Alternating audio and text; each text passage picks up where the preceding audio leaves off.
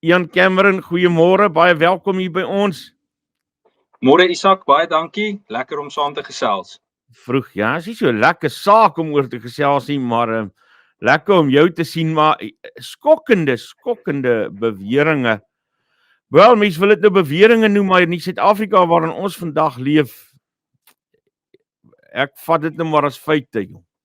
Ja. Maar wat gebeur daar? Hallo? Wie's Hallo? Hallo my skat. Ja, ek's nou by jou. Ja, Isak, nee, dit is baie erg. Dit is 'n baie ernstige storie. Ek dink gister is iets wat ons nog nooit gesien gebeur het in die land nie. Ek dink die manier ook hoe dit gebeur het, sit ons almal in wonder, is dit die regte manier? Baie mense, die meerderheid mense sê hulle ondersteun dit ten volle. Maar ek moet vir jou sê, ons moet baie ons het 'n klomp vrae om te vra na gister. Ongeag hoe mense sentimenteel of emosioneel voel daaroor. Die Engelse gesegde something's gotta give, en ek dink gister was dalk daai een oomblik. Jy kon duidelik sien daar's 'n wesenlike frustrasie.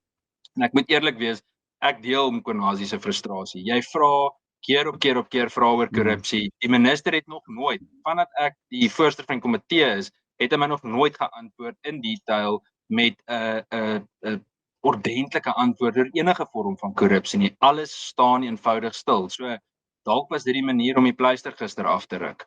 Ja, ek sien Fikile Mbalula wat 'n verskriklike kritiek lewer teenoor die manier hoe Mkhwanazi dit gedoen het.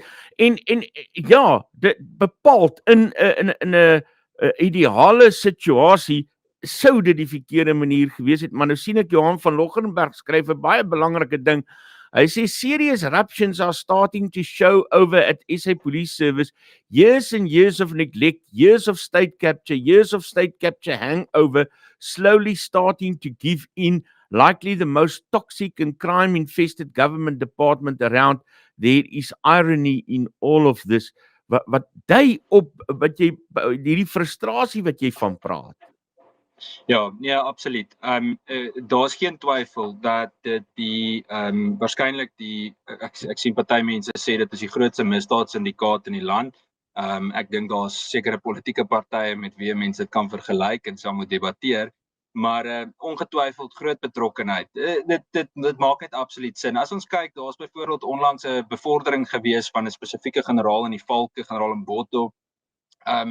Ek meen, behalwe vir die feit dat hy vreemde video's vir sy eenheid gestuur het toe hy die hoof van kinderbeskerming in die Wes-Kaap was, word hy later aangestel as die hoof van die Valke in Noordwes, en later gaan dit sover dat hy een van die nasionale hoofde van die Valke word, ten spyte van die feit dat hy kontak het met van die grootste onderwêreldbase in die Wes-Kaap sowel as Gauteng. Dit is maar net een van vele voorbeelde, en elke keer as ons dit bevraagteken, dan sê hulle nee, hy's bo verdenking, hy's deur die nodige integriteitstoets. So 'n duidelik verskil ons definisie van integriteit aan.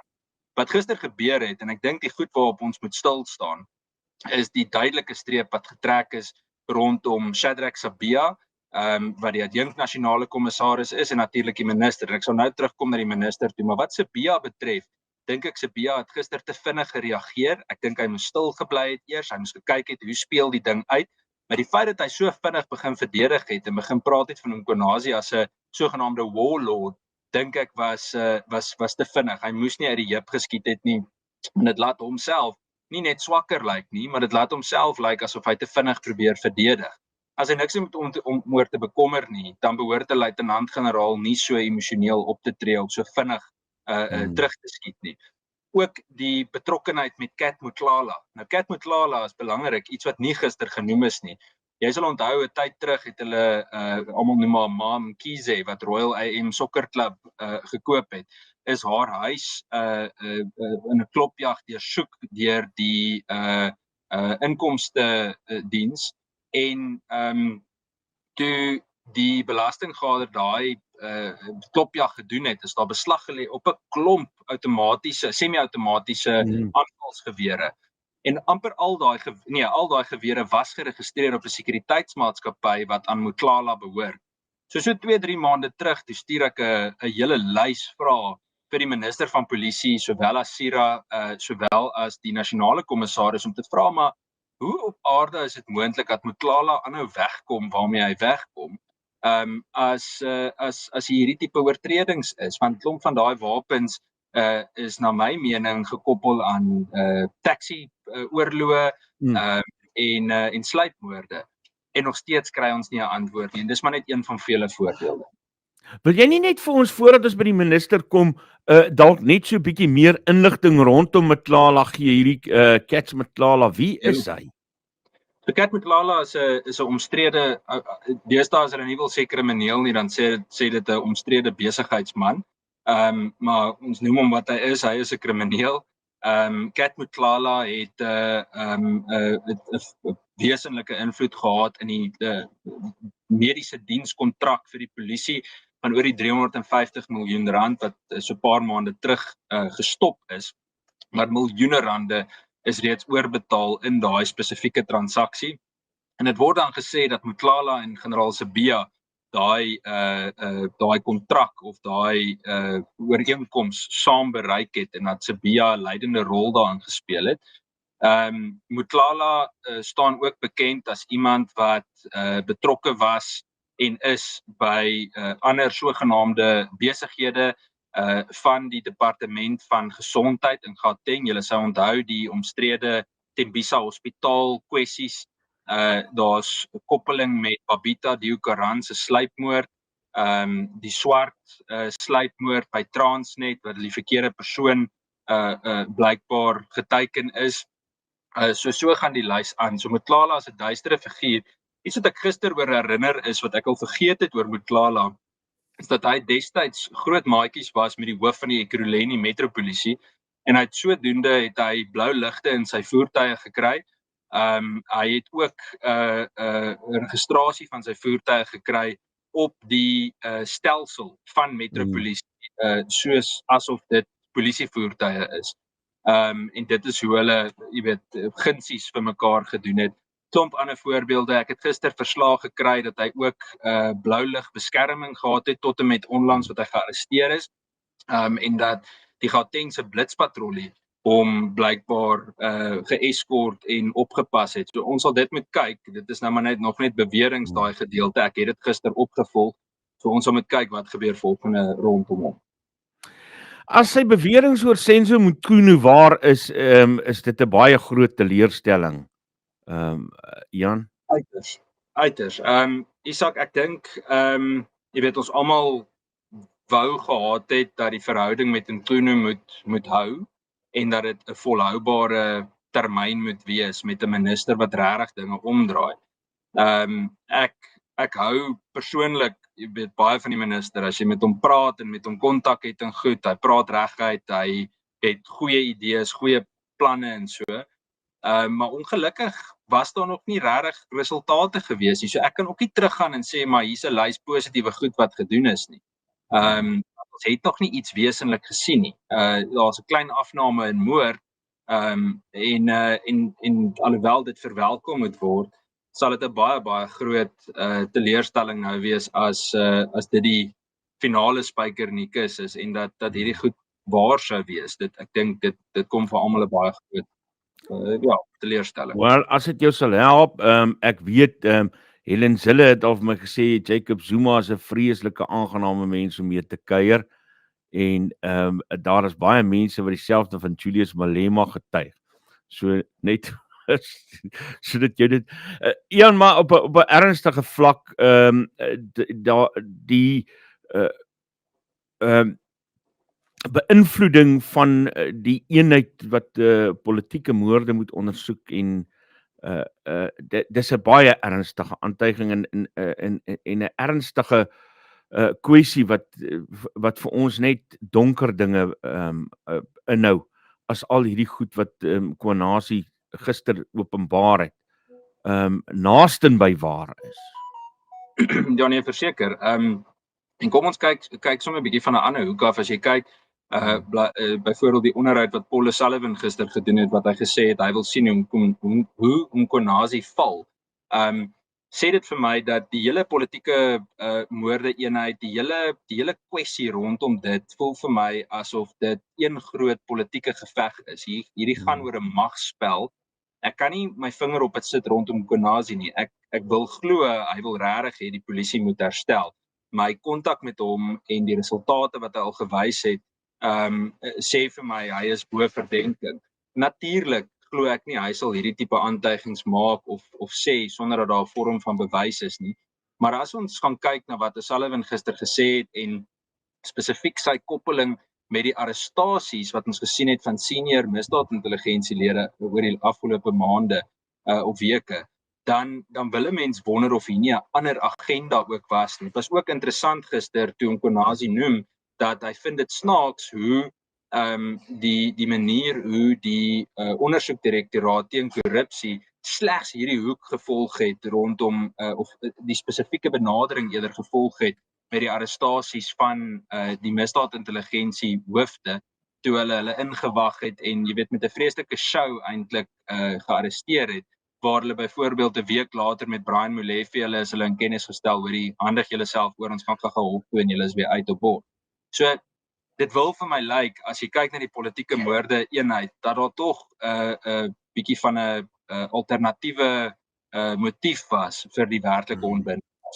Want die waarheid is ook, en ek weet ek wil jou nou nie op die spot plaas nie, so jy moet maar vir my sê hoe ver is jy bereid om hiermee te gaan, maar ek weet ook nou in al my jare in hierdie werk dat die ou soos Paul O'Sullivan maar baie selektief is met die mense